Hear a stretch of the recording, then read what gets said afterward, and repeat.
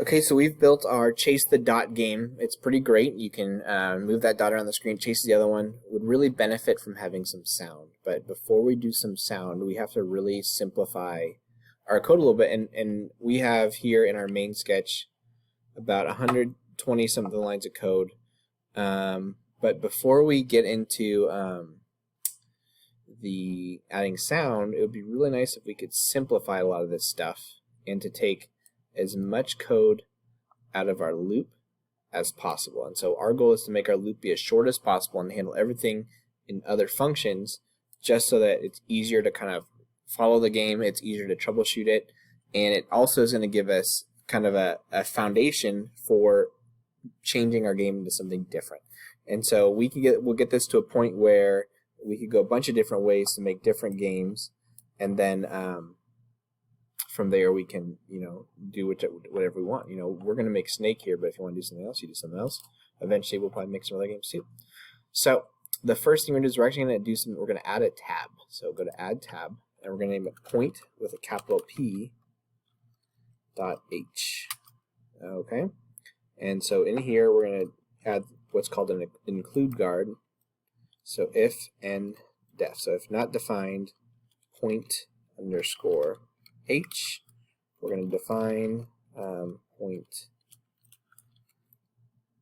each. And so what happens is if a bunch of then we have an end if there, and everything goes in between those. So if we're using libraries or other documents in our C program or C++ program, and if something gets included multiple times, it can cause problems. And so we use this. So like let's say this game is using the point H, but let's say we have another document here, another header file that's referencing it as well. What can happen is there'll be collisions, and so we make sure we only add it one time. That's what those are for. It's an important thing to do. So now we're going to make a class. And so previously we organized our point here as a structure. Okay, we're going to get rid of this, and we're going to include our point.h file, and instead we're going to make a class. And what a class is, it's like a struct where it contains those data points, but we can actually do a little bit more with it because we can take the functions, all the functions that control points, and we can put them in that class. And so you'll see here in a minute. So we're going to make, say, class, class point, and we've got our brackets, okay, and then we end it with a semicolon. And in our class we have both public and private members. And so the idea is that things that you don't want to be able to interact with directly, we make private. So we're going to make the X and the Y to be private. There we go. And then I'm actually going to put the underscore here so we can do X and Y functions. So we're going to say int X. And this function is a function that we can use to access that value, but won't change it. And we'll say return X, just like that. Okay, and these are called getter functions, and we use them to access the X and Y components. Return and then underscore Y, just like that. And now we also need to make something called a constructor, and so we're going to say class, or no, so we're just going to say point, and then we're going to say int X, int Y, and this is basically a tool that we're going to use to initialize our point class. So we're going to say underscore X, X, and this is one way we can do it. We can also do it down here. Instead we could say that Y equals Y like that, but we can do it up there. And so now we have a constructor. What we'll do is we'll also make a type of constructor where we can build a point by sending in a pixel value instead. So we're going to say int pixel, and what we'll do is we're going to take this function that says, we're going to take this pixel to point function right here, and we're going to put that right there. So in here, so we're going to say Y equals pixel divided by the width, and then we're going to say, just change these to be what we're using in our function there, and then change that to be the _x, and then we don't have a return value since we're just setting those values within the class. Okay, now that's good and everything, but the width and the height are not defined in here, so we'll have to actually add those as well. So we'll say int width equals 8, int height equals 8. So ideally we'd have a way to set those, and we might go back and add that later. But so now we have a point class where we can create a point either by sending an x and a y coordinate, or by sending a pixel, and we can also access the x and the y. And so we'll come back here, and we're going to take our functions. Actually, we'll add those functions in a minute. I'm going to go ahead and pause and add those functions, and I'll show them to you. Okay, so what we've done here is I went ahead and added the move up, move down, move left, and move right functions here. And what I did was I modified them so they worked with the variables or the data members of our class for the y and the x. And so we change it, and then we just do the verification to make sure we're within the bounds, and we wrap around if we're not. And we do that for the up, down, left, and right. And what that allows us to do is to change the way that we call and interact with our data. And so one last thing we need is a comparison within our point class. And so we're going to add that right here, and I'll just paste that in and then explain how. Okay, so I've pasted this in right here, and so it says bool operator double equals const point other. There's a lot going on here, and you're just going to end up pasting this in, but basically what this does is, this is called an operator overload, and it allows us to compare 2 points by using the double equal sign.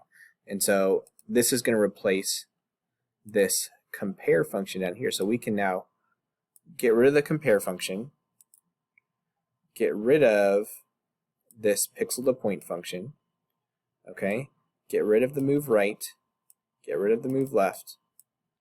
We don't need any of these functions anymore, the move up and the move down. Okay, so I'm getting rid of all those functions. And then in here, well, let's come up here too, and we're going to say, so point equals, and then instead of doing the brackets, we're going to do point 0, 0. Okay, we'll do that for both of those, like that. Okay, and then we're going to come down, and here, instead of move up point, we're going to say point dot move up, like that. I will say point dot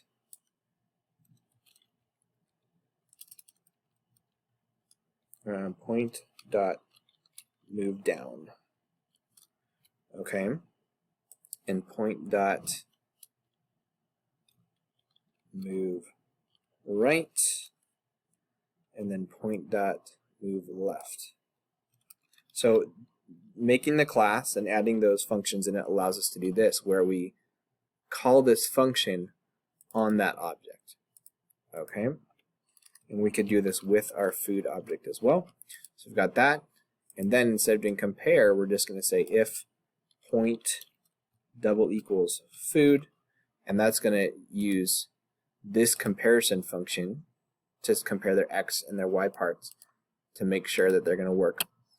It will generate the new food, okay? And now we got to work on our generate food function. And so what we're going to do is return, we're going to say point pixel, like that. Okay, also there's a bug here. This should actually be 64, so this should be the maximum number. Now if we run this, we're going to actually get an error, because every time we reference the x, this is labeled as private in our class, and so we can't access those data points. Actually, they're the underscore, right? But we have the x function, the y function, and so when we access those, now what we're going to do is we're going to use the parentheses here to call that getter function and return those values for us. And so this is going to solve that problem we created for ourselves. And we'll go ahead and compile this and see how we're doing. Maybe we got some errors somewhere. but we should be good, I think. And it's good, so everything's good. So the next step now, we got rid of all these functions that we have except for this one, okay, where we use to generate our food. Okay, so we're going to actually add in another function to our point class. So let's go to our point class here, and I'm going to paste in this function right here, okay? And this is a draw function, and it's going to take what we're going to call a pointer to a neomatrix object, and it's going to display the pixel on that object. And so we have to then include our neomatrix library in order to do that, but that is going to then allow us to, in our game when we want to display them, we're going to clear the screen, and we're going to say point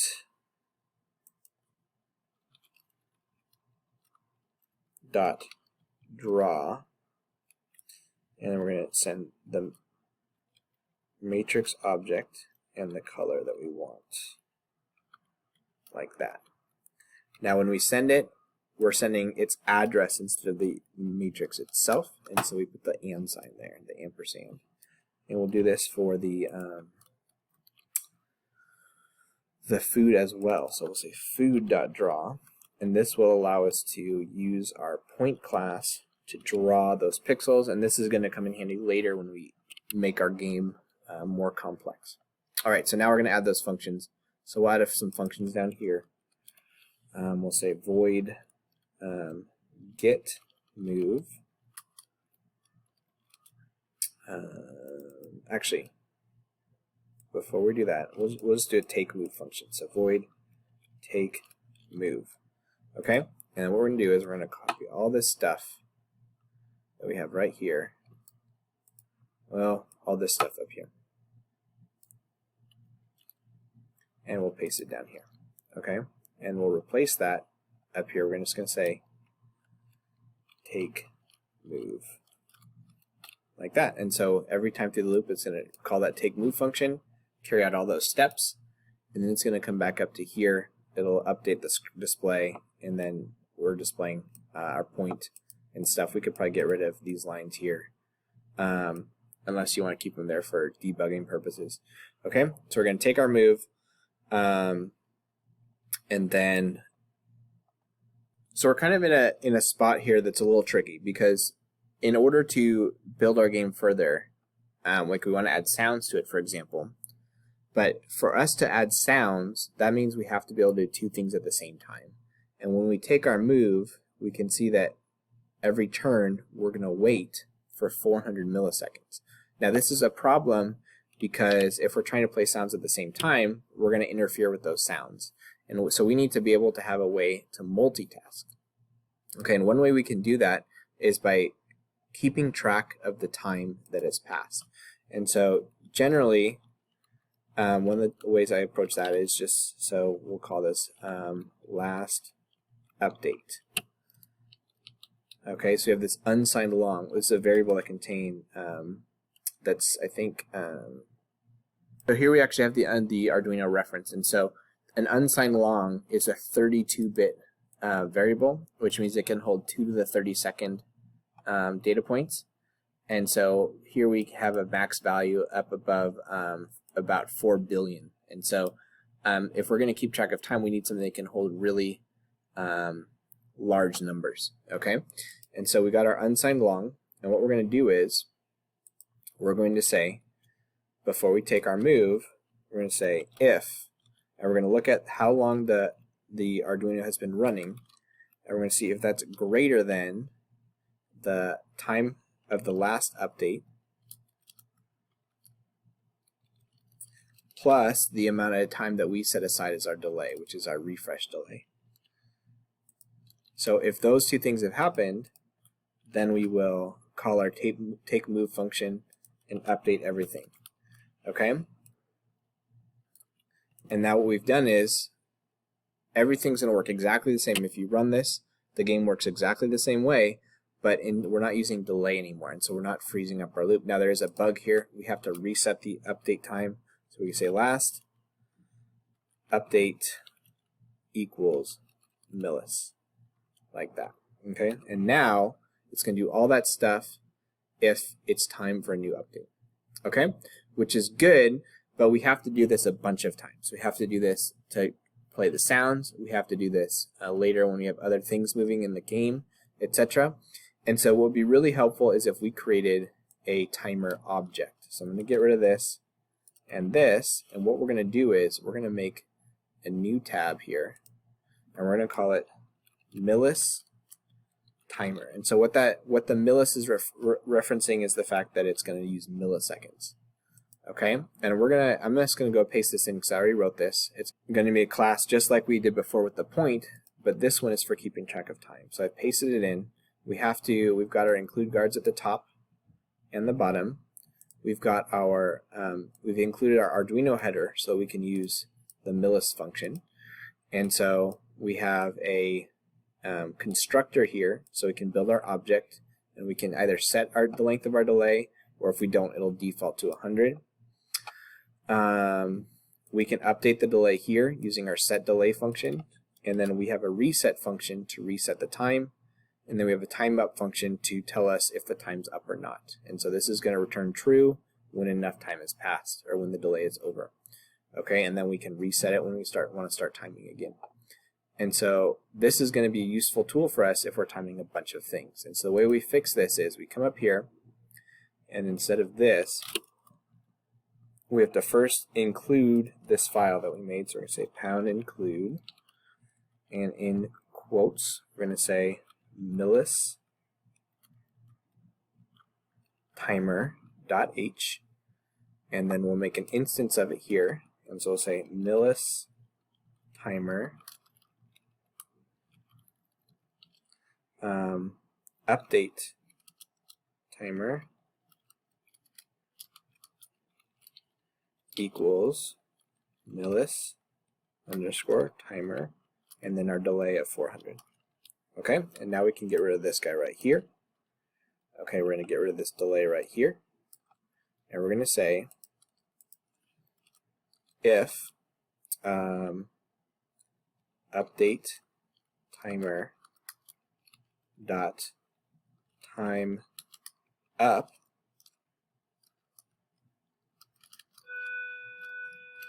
just like that, and then I actually have the close one there, and then we're going to do update timer dot reset.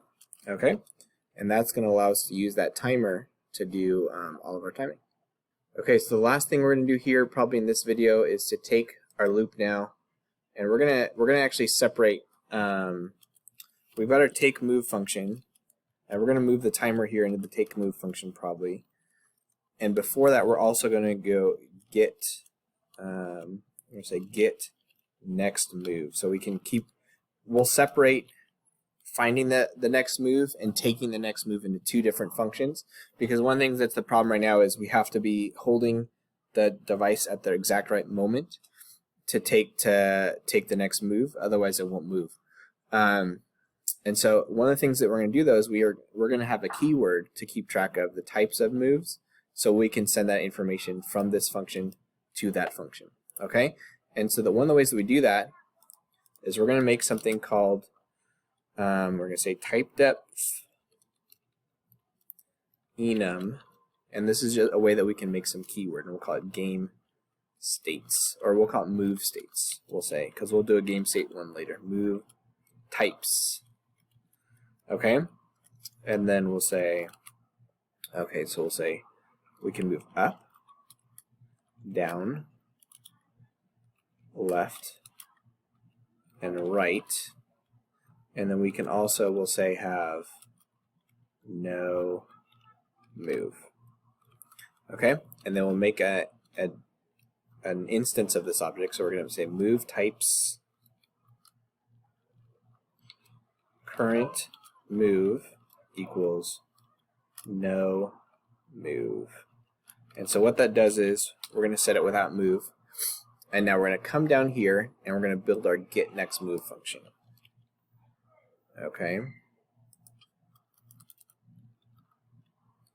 and so I'll say void get next move, and then we're going to copy in these lines right here. Okay. And then instead of doing this, we'll just say current move equals up. We'll set this one to down.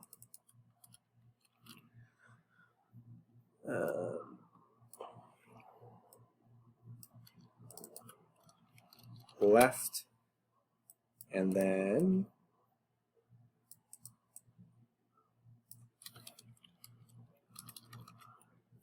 right. Okay, so we got that. Oh, I switched these. This should be right, and that should be left. Okay, so that's our get next move function. So we have our get next move function. Then we're going to have our take move function. And I'm going to put all of this in that take move function. So I'm going to get rid of this line right there. I'm going to take all of this and cut this and put it under take move. Okay? And so we're going to make sure the time's up, and then we'll reset our timer. And then we'll add this right here. I'm going to get rid of, well, we'll leave this stuff here in case we want it for debugging, sorry. So we've got all that. We don't need that.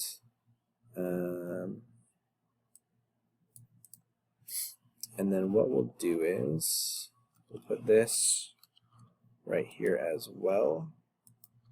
Okay. And then what we need to do is we need to say if current move equals up. Actually, the best way to do this is use what's called a switch statement. So we'll use a switch based on the current move. And what we do is we have brackets for it, and we say case up, and we'll do point dot move up, and then we say break. And so for each case, we do that. So case down, and this is a little bit more efficient than doing a if-else statement, but it serves the same purpose. So we'll say point dot move down,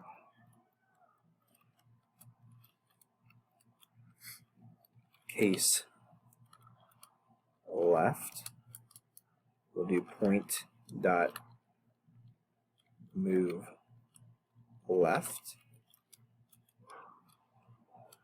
and then case right is going to be point dot move right. Just like that. So we're going to move, and then we'll set, now that we've taken the move, we'll say current move equals no move. And what that's going to allow us to do is kind of like reset this so that we only update it if the controller's been moved. And so we took the move, we'll set it back to no move, and so we wait to see if the controller gets moved again. Okay. I'm going to change the name of this function here just to read sensors. I think that that is more accurate of what's doing. So read sensors. Put that right. Rename that. And so in our loop, we just have those two things. We're going to take a move based on the status of our update timer. Okay. And we're going to continue reading our sensors. Now, if you run this, it should be exactly the same as what we did before. It might be a little bit more responsive because we have changed the way that we're reading it. We did a lot of work here to not really change the game that much, but what this allows us to do is to now expand on it and to take the stuff that we've done in this point class and this timer class and to use those to make our game do a lot more stuff. Okay, we have just a couple bugs here to fix. I went ahead and ran it and tested it and kind of ran into some sort of funny stuff. But so the first thing was in our switch statement here, this break statement, we have to put it after each case. Otherwise what happens is it will keep following through the other cases. And so because I forgot to do that, what happened is if I did move down, it would go down and then left and then right. And so it kind of did this weird like movement because of the fact that I had done, I was missing the break statements here. Also, I forgot to switch the color for drawing the food right there, so that should be 1, so it's a different color. And then up here, when we did our move types, the semicolon doesn't go there, but actually goes right here. Okay, and that fixed everything. It runs pretty good now, and we've got enough kind of foundation here so that we can move on to now adding in the snake, or we'll adding sounds first and then making the snake game. Okay, just another bug that we ran into. When we moved the read sensors and the take move stuff, we split those apart. We ran into an issue where we're trying to print the readings from these sensors and they're not available. So what we're going to do is we're going to just take all this and we're going to put it right in here. And that will solve that problem. Because this move function, or the read sensors function, is where we initialize these variables, and we're referencing them there. This point object is a global variable, so it won't be an issue.